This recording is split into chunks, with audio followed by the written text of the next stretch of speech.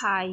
ఈరోజు ఎర్ర కందిపప్పుతో రుచికరమైన టొమాటో పప్పు ఎలా తయారు చేసుకోవాలో తెలుసుకుందాం. దీన్నే మసూర్ దాల్, మైసూర్ దాల్ అని కూడా అంటారు. ముందుగా ఒక కుక్కర్లోకి 3 గ్లాసుల ఎర్ర కందిపప్పును తీసుకోవాలి.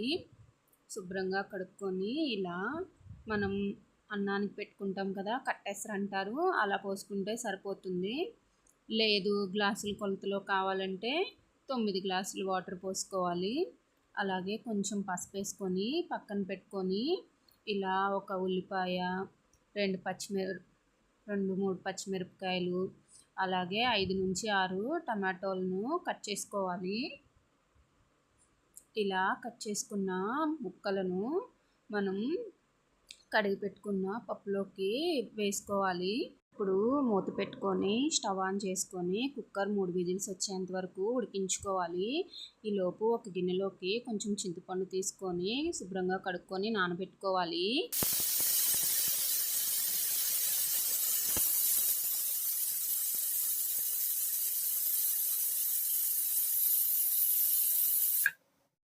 ఇప్పుడు ప్రెషర్ పోయిన తర్వాత మూత తీసుకొని పప్పు ఉడికిందో లేదో చూద్దాం.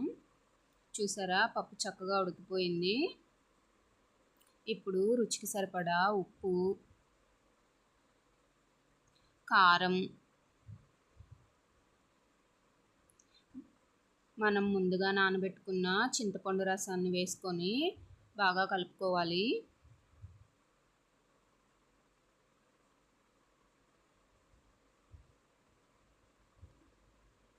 ఇప్పుడు తాలింపు చేసుకుందాం. స్టవ్ ఆన్ చేసుకొని ఒక కళాయి పెట్టుకొని 1 స్పూన్ నెయ్యి, అలాగే 1 స్పూన్ ఆయిల్ వేసుకోవాలి. ఈ తాలింపుకి నూనె కొంచెం తక్కువగానే పడుతుందండి, పప్పు కదా. ఆయిల్ హీట్ అయిన తర్వాత తాలింపు గింజలు వేసుకోవాలి. తాలింపు గింజలు కొంచెం వేగిన తర్వాత ఒక ఎండుమిర్చి వేసుకోవాలి. అలాగే దంచి పెట్టుకున్న వెల్లుల్లి కూడా వేసుకొని వేయించుకోవాలి.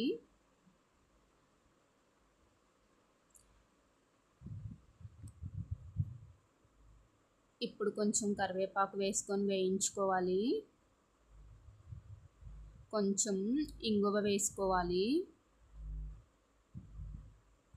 ఒకసారి కలుపుకొని సన్నగా తరిగి పెట్టుకున్న ఉల్లిపాయ ముక్కలు వేసుకోవాలి.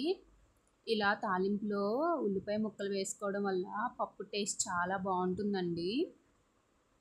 ఈ ఉల్లిపాయలు ఎక్కువసేపు వేగాల్సిన అవసరం లేదు, 1-2 నిమిషాలు వేగితే సరిపోతుంది. ఇలా ఒక 2 నిమిషాలు వేయించుకున్న తర్వాత ఈ తాలింపుని మన పప్పులోకి వేసుకోవాలి. ఒకసారి కలుపుకోవాలి. కొంచెం తరిగి పెట్టుకున్న కొత్తిమీర వేసుకోవాలి. ఈ కొత్తిమీర వేసుకోవడం వల్ల పప్పుకి చాలా మంచి టేస్ట్ వస్తుందండి. ఇలాంటి మంచి మంచి రెసిపీస్ కావాలంటే నా ఛానల్ని సబ్స్క్రైబ్ చేసుకోండి. Thanks for watching.